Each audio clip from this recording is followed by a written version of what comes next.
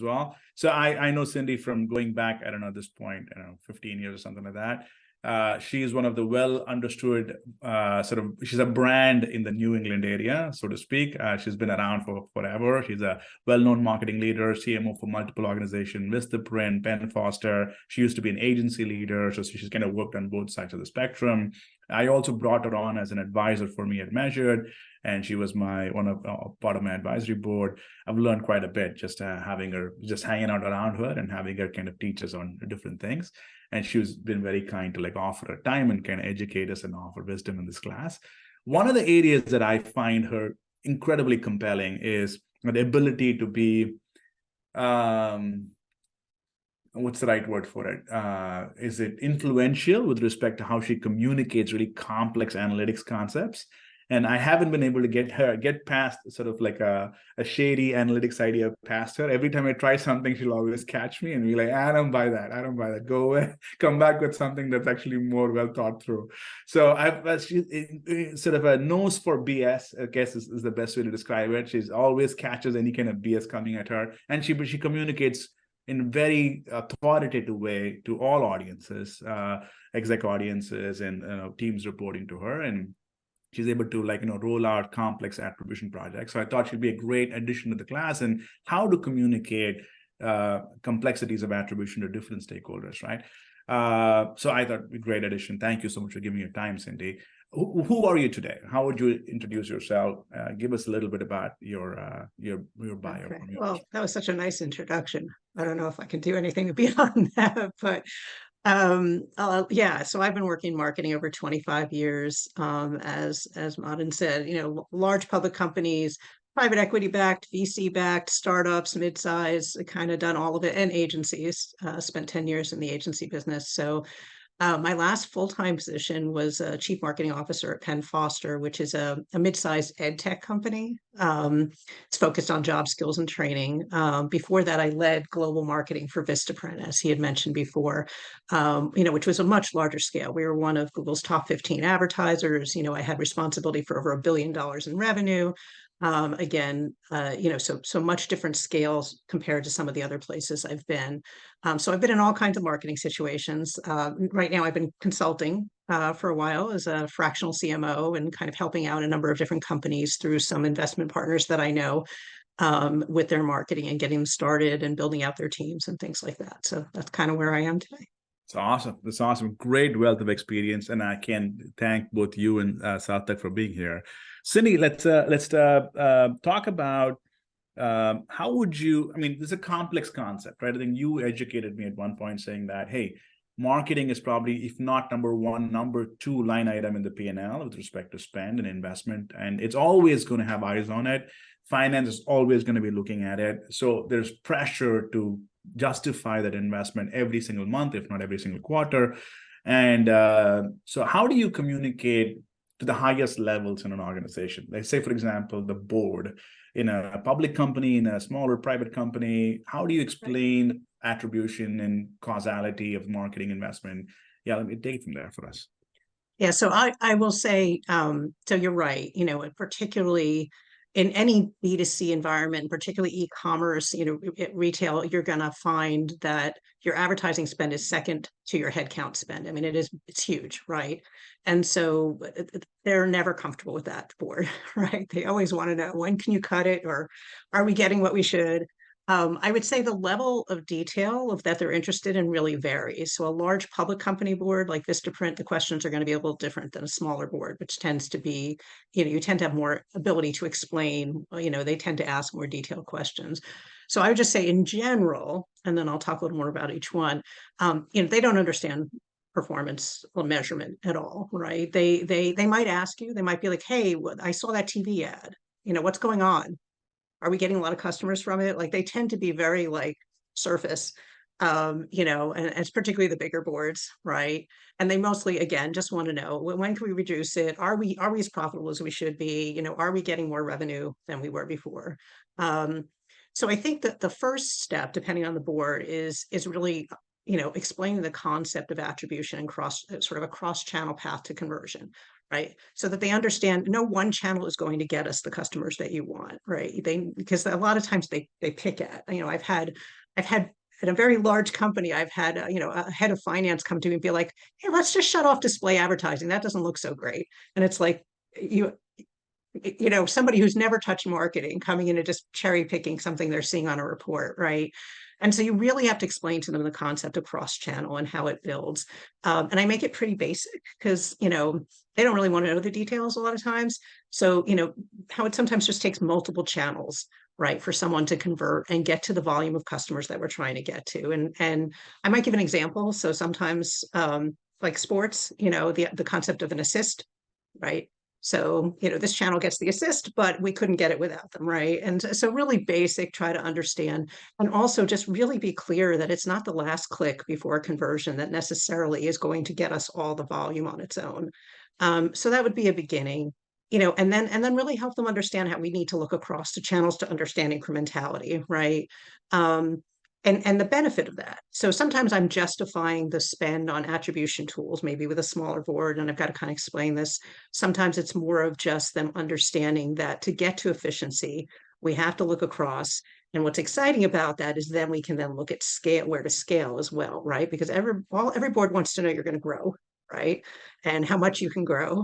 And so helping them understand they're going to get more for their buck if we, as we can look cross channel, as we can determine where to invest and scale. um, and try to get the board excited about the potential, right? So Right. anytime if you can float a win on a recent test, just kind of sneak it into the conversation, right? Help them understand, wow, we got this much more than we were getting before in this channel or on this campaign. If you can, you know, the whole concept of incrementality and how exciting it is to really know the true contribution, right? Versus what we would get. I would get questions a lot that, like, if we shut it off, wouldn't we still get all these customers? Things that you're like, no, we wouldn't. But they like to think that way. So it depends on the board. I found like a public company board, you wind up getting investors who just really all they want to keep doing is, can we cut? Can we cut? Can we cut? Right.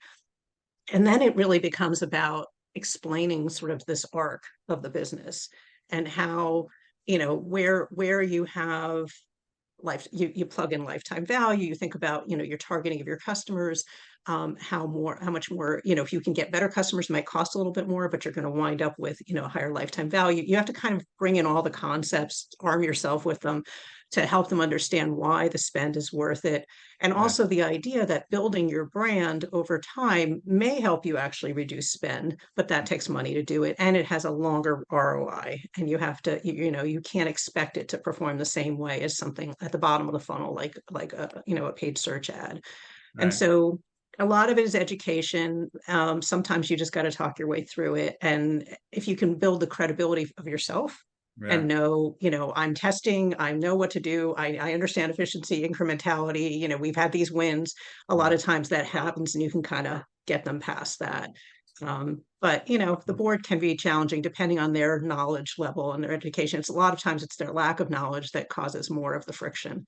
So And so there was another speaker a couple of sessions back. His name is Dave Lokes. He said it's like smoothing a river stone. If a sharp edge of a stone, if you have enough water go through it, it smooths out. Does it feel like that? You just have to keep communicating over and over again the yeah. same concepts, without fail. Is that the secret to like just getting the message across? Yeah, and I think you have to do it in sometimes in more subtle ways, weave it into conversations, like I I said, where see. you can talk about wins, where you can sort of deflect some of it and talk about how you're getting there, Uh-huh. what wins you've had, where you found efficiency, Right. things that you've tried that have been successful. And Right. occasionally something you might have tried where you said, we're not going to do this anymore because we found this, efficiency wasn't good or whatever. So it's really about them having confidence in Right. you when you're talking to the board, that you know what you're doing and that you see a path, right, and where it's going. And really the as I mentioned before, sort of arming yourself with a lot of things that they'll want to hear, things Right. like targeting lifetime value. Right. If you're looking at success stories that you can give them, maybe conversion optimization, talking about non-spend things that you're doing to make sure your spend is actually driving more value for you, things like websites, landing pages, other Right. things you might do. Right. Um, brand building, all the things that come together that influence your spend, but actually show that you're really smart about where you're going and how you're building it for the long term. Awesome. So this is for the boards. Is there something different you do for the C-suite and the leadership? How do you communicate to your peers in your C-suite? Is there a Um, some of it's similar. I would say a couple other things. So you might have some executives who understand media measurement. I mean, again, it's not as outright as the board of questioning spend, but sometimes because your advertising budget again is a bigger budget than any of them are getting for anything else. Maybe sometimes tech. They're kind of want to know, what are you doing with it, Yeah. right? So I find it's kind of, I think this is true for anything, is it's important to kind of work into conversation and socialize concepts with them and educate them. So I'll mention just hey, we were running this test. I'll like try to weave it into either, C-suite meetings or conversations, helping them understand incrementality. So getting them familiar with the concepts. I think it's most important that the CFO and the CEO really understand incrementality. Right. Finance usually gets it. Finance sometimes is the one going to marketing, always questioning, is this incremental? Is this incremental, right? And so they only want you to spend where they know it's going to be incremental. They'd love to shut everything off. And so, you're trying to help them understand kind of that you're being smart about that and really share that with them and build that relationship. As I mentioned when I first came on, the CTO, as Sartak mentioned, is also important, or the technical teams, because you're going to need their support to implement what you need to be able to really get that knowledge and get the data that you need. And again, it's the same thing. You're explaining why this last click or a single individual platform reporting is not going to be enough to maximize efficiency, right? Same time, you don't want them to think that reporting is worthless, right? Because it might be, you might only have that at the right now, and you don't want them to think you don't know what you're doing. Right. So you'll say, you help them think about the fact that you're making smart decisions with the data you have, right? It's good directionally for now. And until we have more data, this is a good proxy to use on certain areas. I talked about the sports analogy with the board, an assist. Sometimes one thing that I found worked well with C-suite was to say things like, we don't really know how many times we're paying for each of these customers, right? Don't you want to know? Right. And so then they're like, yeah, we want to know. Right. And so that gets them comfortable really understanding what attribution will bring to the table. Right. I also will let them know that we can test into incremental areas to scale, because everyone in the exec team wants to know the company is going to grow. Right. When they're looking at you, how are you going to make sure we're growing? So I think that's it. The only last thing I'll say is if they question strategy overall, I usually go back to the data. Right. I'm very much reliant on the data. I want to show them smart wins that we've had before. I want to show them where we're testing. I want to talk about why what we're doing is a sound approach, the thinking behind it, any proof points we have, but also what we won't get by not doing it, right? So really help them understand how we're going to get to the targets with this strategy, why other directions don't get us there. I'll mention competitors and some of their tactics if that's helpful for the argument as well. And then I'll show them how it gets us to longer term goals too. So really, it's always about building a case. It feels a lot like you have to have the cachet and the credibility to have this conversation, right? How much of it is relationship building and with your peers, with the board, and how much of that is true data? Is there a way to understand where the lines are drawn between, hey, Cindy says so it must be true, versus, well, the data says so it must be true? Is there a balance there? I mean, I think I'm glad you mentioned relationship building. So I think no matter who you're talking about, I know we're going to talk more about talking about teams too, and analysts bringing to marketers information as well. And I think relationship building is really key, right? It's different depending on who you're talking about. A lot of times you won't have the kind of access to build deep relationships with the board. So with the board, data is really important. At that point, I'm not sure the relationship's going to matter that much if they don't believe what you're saying, if you don't have proof points. Again, if they get that micro, sometimes the problem is they don't even want to hear the proof points. They just want to throw out their opinions, right? And then and that's where you bring all those marketing speak terms and different tactics together. So they're out of their realm at that point. They can't speak to that, and they understand, oh, okay, she's doing a bunch of things, right?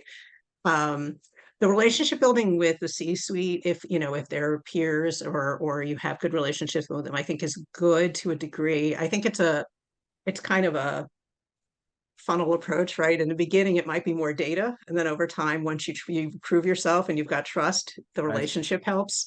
I see. Um, I and see. so I think there's a little bit of that too as well. Okay, And again, it great. depends on Mhm. what you're bringing up and their knowledge. I've had to build cases for brand awareness spend, which Uh, finance is never crazy about because they want to know at the bottom of the funnel, they wanted to see that click and conversion. And again, it's building allies, it's getting people to understand what it can do for us. And a lot of that is those relationship conversations and not always waiting for the presentation part, right? But actually building some advocates around you before you even go in the room.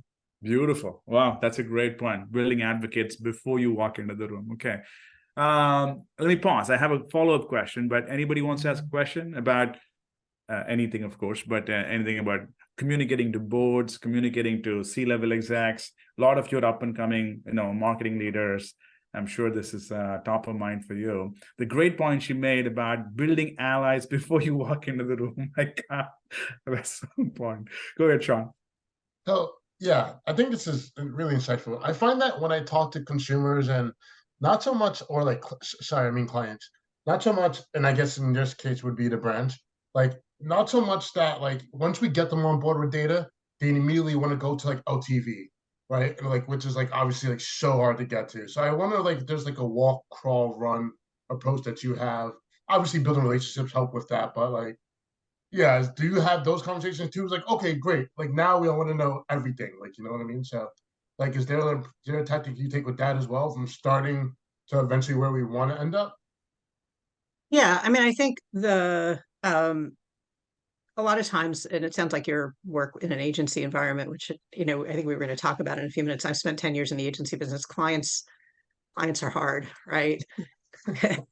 I mean, they tend to like fixate on a certain number or a certain thing, and it's hard to move them off it, and it can be really tough. And I think educating them, right, getting them on board is the number one thing. I think showing them a path, right? So you always want to help them understand that we need to be smart about how we do this. A lot of test and learn, right? You don't want to forego something that's showing some promise just because you want to try this or do that or get to this point, right? You want to test your way into it. So I've always found that it's funny when you said that because I think you say educate them, but sometimes then they think they're so smart that they know exactly what should happen next and what should and so I think it's important to bring to them sort of a smart plan that says, okay, here's how we would get where you want to go, right, over time. I think and again they may still be like, oh, we want to do this with it, and I think it's some of it's the repetition, some of it's just making sure that they see the strategy and the plan. But clients can be hard like that. I definitely see where you're coming from. Yeah. Actually, why don't we go into the agency side? Because we have about Okay. one third of the class is agencies.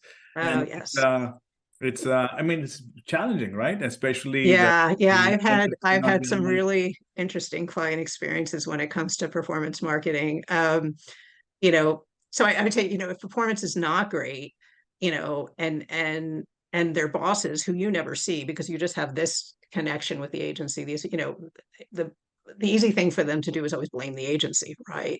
When they're put on sort of when they're being grilled on results. And so again, to Sean's point, educating your client on how to evaluate performance, how to talk about it. I've used really basic charts to explain last click versus multi-touch, right? And why you need these different channels and everything like that, and explaining incrementality, right? Showing how we optimize, right? Here's some of the things we're done, being fairly transparent with it. And if you can give them some wins, so they can fall back, just like I talked about with the board, they can fall back when they're getting the questions. Oh, but we did test this and we had this and we found this, anything that they can bring back home to say, we're having some wins, we're being smart about what they're doing. They look smart. You got to make them look good, right? I think is really important. They have to be able to defend what they're doing to an internal audience who may or may not understand it, right? So give them talking points that they can go to their managers and say to show what they're doing is smart. This is the right agency that we're working with. They're doing the right things and we're smart about the choices we're making. I've had many clients who just if they've got last click, they're like, okay, let's shut down everything but paid search. So cool. I think enough years can go by. I can talk about, Comcast was one of them years ago. I was an agency. We did millions of dollars of business for them, and we did great landing page optimization, everything. And then they look at last click, they're like, okay, let's just do paid search. Let's shut everything else off. And we actually got to the point with them where we did a holdout test in certain markets. We shut down display and other stuff. We found when we shut down display, we lost 30% of our volume. Ooh. And unfortunately, we had to do the test to prove it out. But so it's hard with clients. Sometimes you can't get them to see it, and you've got to find a way, like I said, like the test we ran, right? A holdout test to be able to get them where they want to go. But set their expectations up front. Like if you're moving also measurement models, right, from last click to multi-touch or anything else, their numbers are going to look different. So they're gonna freak out, right? Or if they don't understand it. So you got to like baby step them through, help them understand, okay, this is your numbers. Yes, everything's going to look different, but here's why. And here's why it's smarter to do it this way, and give them those talking points, because they have to be able to justify it internally. And and here's what we're going to learn that we couldn't learn before, all the benefits that they're going to see that they can then socialize. So you're kind of working through your client without being able to get deep in the organization. And so not being able to represent yourself, but you've got to give them the tools to represent what you're doing. What you're doing. So they have to be smart for you. The agency has to be smart for you and arm you with all the smart strategy you're putting in place. Okay. Agency folks, any questions? I know one of the beautiful things about this class is that you can like observe a senior client as a human being, as opposed to just being a vendor to them. Like she's now giving you all the playbook as to how it feels to be a client, and she has her own pressure. She's managing a board and executive team and $1 billion in budgets and all that stuff, right? She's got her own pressures, and now you get to see her as a human being and see how you can help her win, right? It's one of the things that I learned along the way that was quite transformational. Any questions from the agency folks? Going once? Twice. Okay, ma'am. Let's switch to your teams, right? Now you have a team reporting to you. They're driving, they could be marketers, analytics professionals, data scientists, and they're driving results for you. And this is a report card, right? In many ways, it's kind of a referendum on the work that they've been doing. And it can be quite challenging to get the team aligned behind an execution when you're rolling out a new form of measurement that's changing the report cards and the baselines on them. How do you manage that? How do you prevent the unpacking of the politics and the incentives in the organization? How do you? I think I'm going to talk. I can talk about sort of me managing the team, but I think I really want to talk about sort of teams working with each other. So analytics and marketing working with each other a little bit here. I think. Or even marketers working with other marketers, right? And so you come to a point, it can be really tricky, right? Because it comes down to like whoever has responsibility for that channel or that growth, right, is going to be really sensitive around it. So if you're someone who's bringing this information to them, their reaction could have a lot to do with the company culture and accountability, right? So if it's a culture where you're accountable to this channel's not doing well, boom, you're out, you're whatever, everybody's looking at you like you instead of being supportive. And I think I think a lot of this is if you're an analyst and you're raising some inefficiency you found to a marketer who's responsible for a specific channel or campaign, I think you probably know this, it's not rocket science or anything, common sense, but approach them directly, not in front of other people. Don't raise it up the line, right, to your boss, to their boss, whatever it is, even though maybe you want to look good having found that result. Go directly to the person accountable for that situation, and try to approach them in partnership. Have a conversation of the fact that they're trying to do what's best for customer acquisition or whatever the goal is, right? And you've got some findings that you thought would be helpful to them, right? And have a conversation about it, and tell them you want to help them meet their goals, right? You want to help and overall the team meet the goals, right? And kind of it's not a good it's a good place to put away any sort of ego or or anything like that, and really try to form partnership, right? Really understand. I ran into a situation when I walked into a company where it was like really analytics versus marketing to some degree. The analytics team would find something they didn't have context always for everything. So they'd look at a performance one week and they'd be like, okay. And they put out this big email to a whole bunch of people, including executives, be like, okay, well, display really doesn't look good right now. And, we're just not making our goal. And the marketing people who were responsible would get that email with everybody else. Oh, it was a sort of a little bit of a nightmare. Over time, we worked through it though. And it was really about the partnership. It should never be personal. It's not about what one person's doing, right, or not doing. It's really about how does everybody win together, and not about ever sort of calling anybody out or making somebody look bad on a broad scale, but really more of, maybe you didn't have this data. I think this would be helpful. I'd love to partner with you, see like, how else can I help you? Things like that. If you're an analyst talking to marketing or a marketer talking to another marketing, it could be if I'm responsible for Facebook, I'm a channel manager and Facebook looks really bad. I might be like, I'm going to lose my job. Right. That's right. So understanding the stakes for them and saying, maybe, hey, how can we modify? How can we work? Hopefully you have a partner then in marketing who can be less self-conscious about their channel and say, okay, and then they can look good, go to the, the lead and be like, okay, I'm not sure Facebook's doing so well. What else can I do? Or what else can I work on to help? Or I think we should reduce it, even though it's my channel, but I'd love to talk about other things, and give them a chance so they don't it doesn't look like it's one person's fault. Yeah. So Sarthak, you came from the analytics to the marketing side. Okay. I'm sure you've seen situations where you've taken a read as an analytics professional analyst. How do you communicate? I mean, if you're sending something over to the other side, is there some best practice that you've come across that allows you to get the best outcomes for the team? No, sure. I was about to actually raise my hand or say, Cindy, I think this is like, no book will teach you this thing which you just alluded to. I learned it the hard way. I thankfully came from a consulting background when I was doing my first job as an analyst at eBay. So I was like somewhere in between. Like at times I would write a note saying, hey, this is the read, thinking, hey, this is a data-driven company. I'm data-driven, following all the best practices, and the data says X, so it is X. But realistically, I think what happens is exactly what Cindy said. The marketer takes it very personally. And it comes across as, hey, am I not doing my job properly? Or at times, yes, the context is very important. I ended up being the marketer now because I had to really go deep into ad platforms, learn capabilities, what they can do, what they cannot do.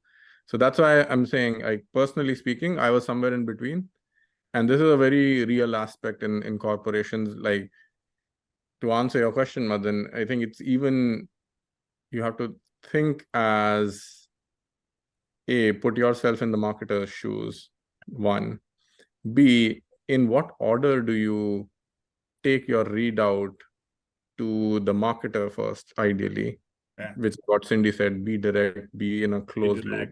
Work in partnership, right? That's work in partnership. And it helps you as an analyst because you will get some more context on, hey, this is why I'm bidding on X keyword, which is not performing.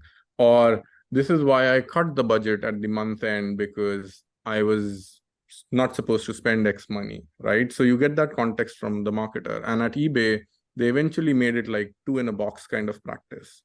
So the analytics leader and the marketing leader now has a singular goal of optimizing for incrementality. And that's where the alignment really happened.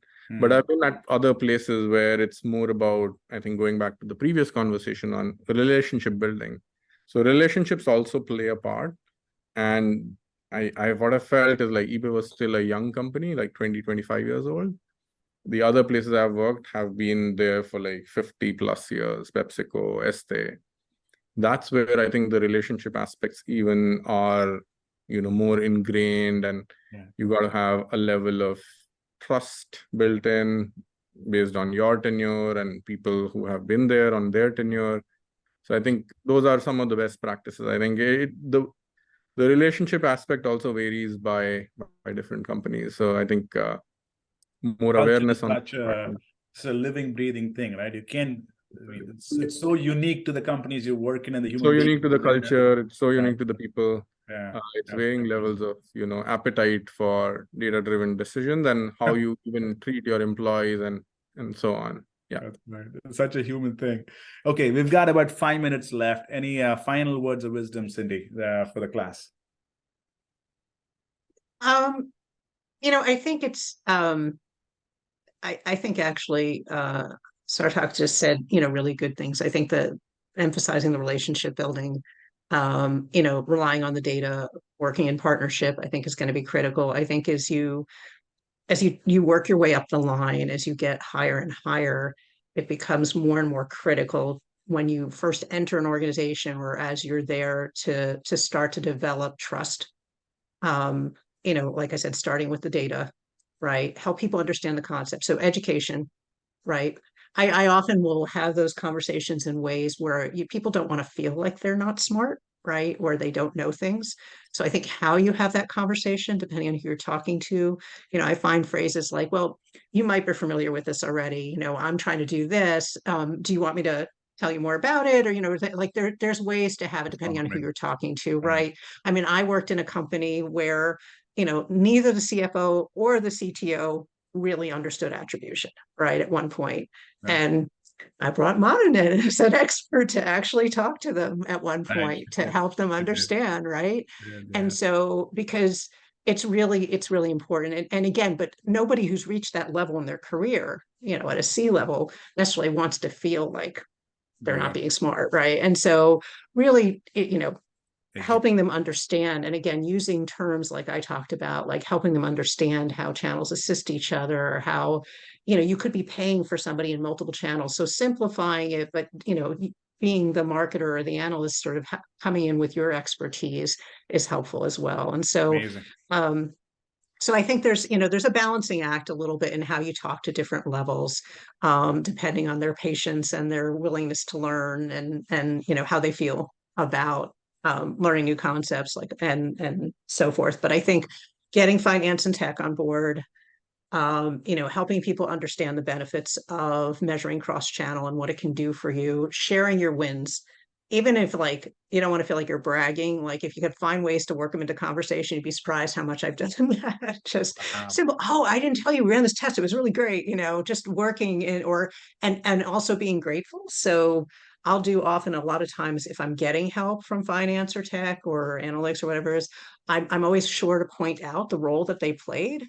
Hey, that thing, the engineers that used to work for me internationally when I was at Vistaprint in Barcelona, I'd go once a quarter and I'd help them understand how the tech work they did actually drove more revenue that quarter or drove efficiency. So we're coming back to them and helping, including people in the win is important too. So those are just a few things I would say, Manan. I have like, as you know, lots and lots and lots of stories around this from lots of different environments. So I won't get into all this today. Share more stories. This is fun. It's amazing that so much of this is it's such a contact sport, right? It's not like a solved formulaic answer. How the human beings and the leaders who are driving this, the initiative, are going to have such a big impact. I think for all the people who want to be consultants in this space, there's still a lot of room for you guys to come in and make an impact. So I think our jobs are secure, I guess. Thank you so much, Cindy and Sarthak. I'm so glad to have such amazing minds sharing wisdom so selflessly. So I'm blessed and grateful for your participation. Thank you, ma'am. Thank you, sir. The class, I know we got 1 minute left. I can open the floor for more questions, but I also know it's 3.5 hours, hammer and tongs. So I think unless anybody wants to put their hands up. Going once, going twice. Okay, guys, as usual, please answer the survey. We take all the answers, study them very seriously. Appreciate 5 minutes to fill out the survey. Thank you, Cindy. Thank you, Sarthak. Appreciate it. I'll see you guys in class tomorrow for the data scientist, otherwise Wednesday. Thank you so much. Thanks, everybody. Thank you.